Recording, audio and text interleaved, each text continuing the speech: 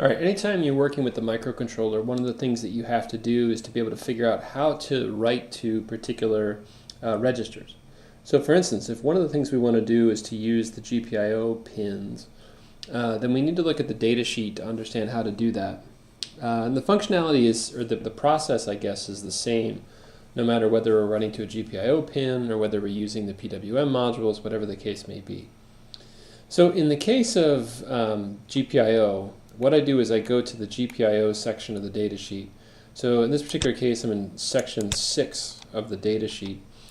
What I see here is the actual pin is right here, and I can see how signals move around and get to the pin. So on the top side here, what I have is the input side, and on the bottom I have the output side. And I see a couple of things. So over here, I have a set of output enables. And up here, I have actual sets of outputs that I can choose from.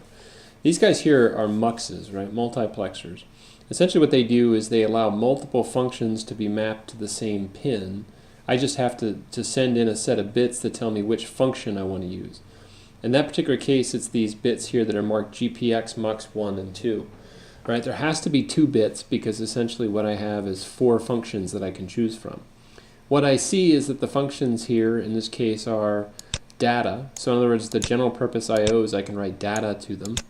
I can send peripheral 1 to the output, peripheral 2 to the output, or for peripheral 3 to the output. And I can look further down here in the datasheet to figure out which peripherals are actually available on each individual pin. The other thing I have is a set of output enables. So if I wanted to use peripheral 1, for instance, I would need to set these 2 bits down here to 0, 1 so that this peripheral 1 output enable, I would enable that output and I would actually have its output come out.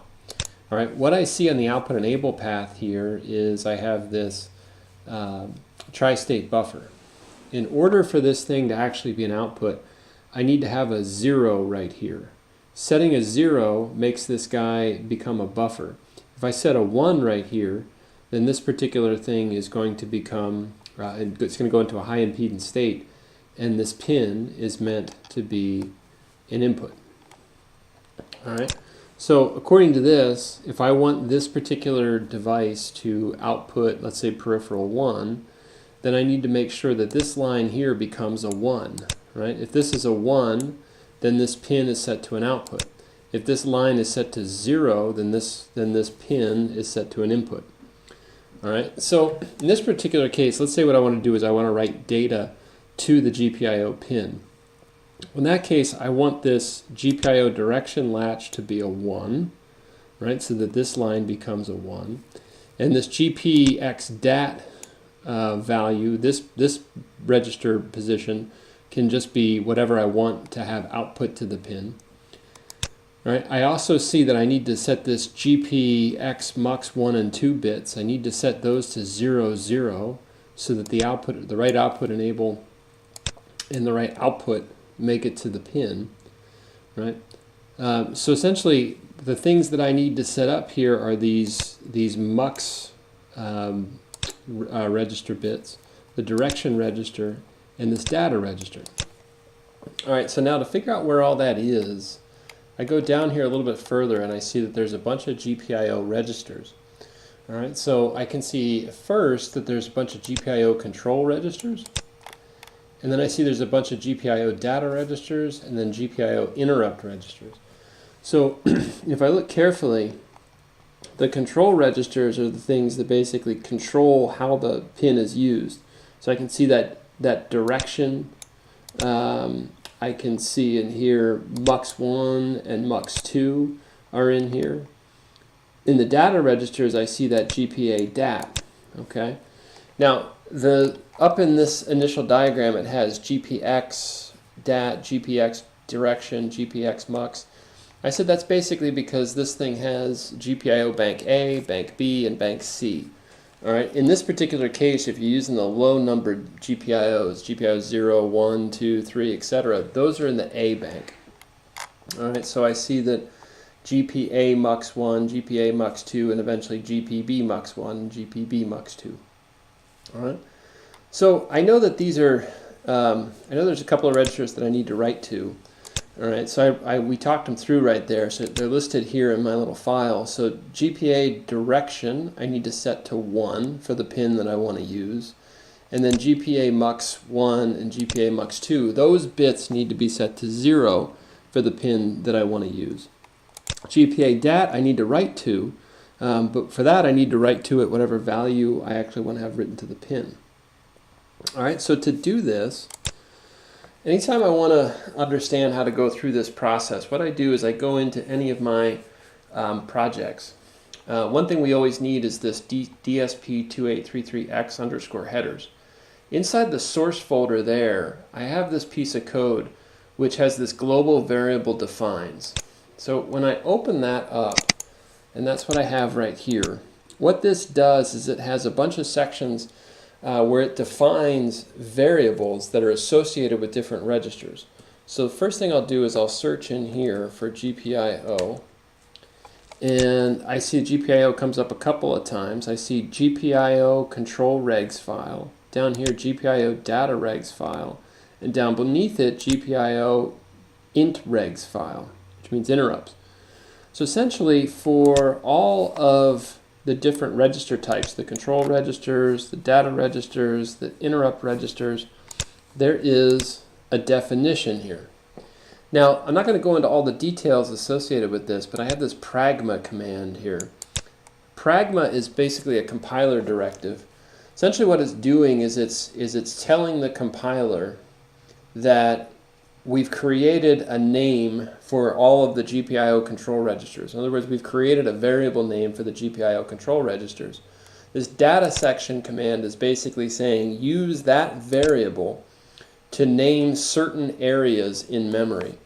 So in particular, what I can see in this table here, so GPA control register, for instance, is at memory location 6F80, or GPA mux 1 is at 6F86.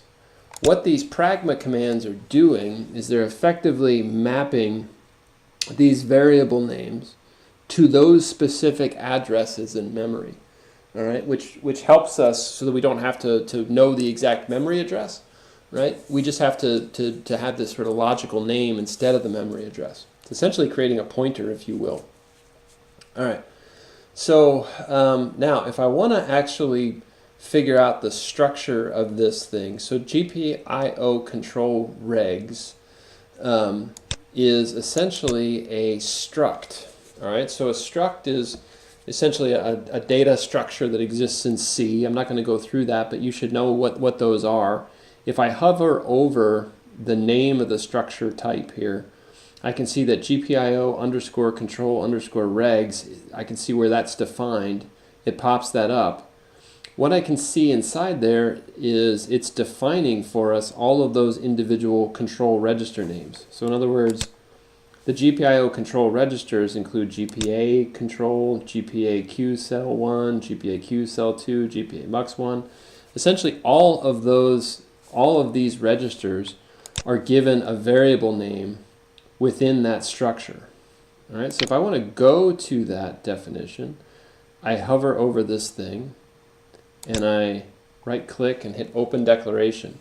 So it takes me to a file where GPIO control regs is defined. And so now I see the names for each of the individual actual registers. So GPA control, GPA Q cell 1, so I say GPA mux 1, GPA mux 2. Now, if I hover over this guy, I see that GPA1 reg basically is what's called a union. Okay.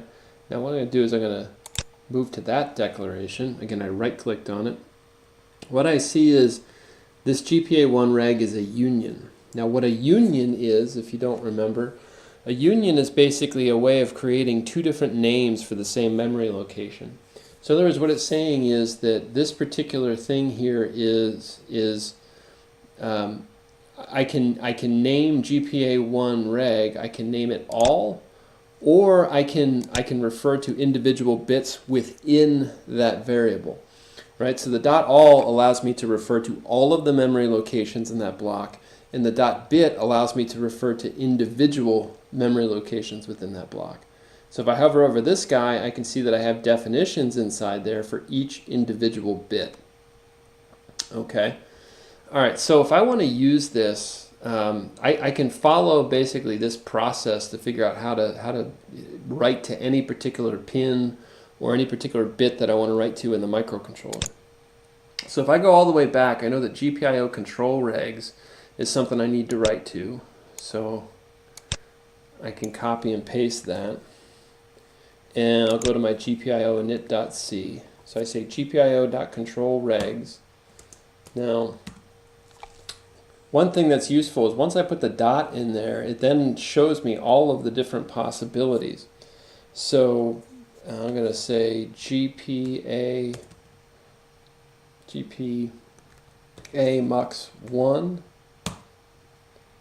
and I say dot. I want to write to one particular bit, and I know that I want to write to the bit corresponding to GPIO 0, and I want that to be a 0. Similarly, GPA mux 2, I need to write to that bit as well for this guy. That should also be a 0. Then I keep going, GPIO control regs dot, I needed to write to the direction, so GPA direction register, and then dot bit dot GPIO 0.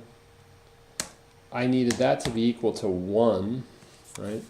So back to this picture, right? I wanted this line right here to be a 1 to make the pin and output, which meant that the direction latch needed to be set to 1. Alright, now I'm almost there.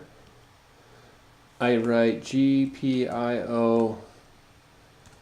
So the other thing I needed was the data regs, right?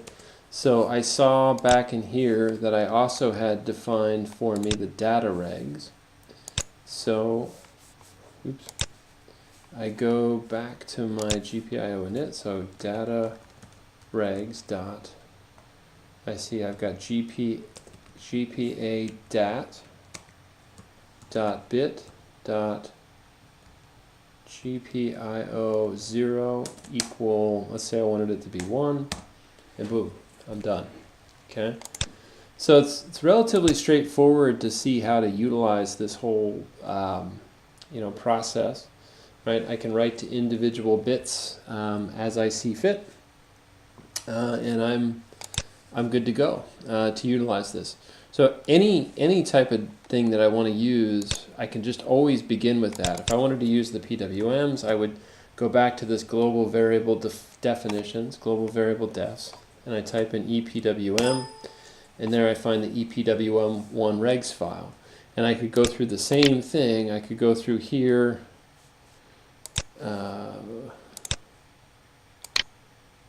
Open that declaration, and then I can see all the things that are defined within the EPWM1 regs, and these are all things that I can look up in the datasheet.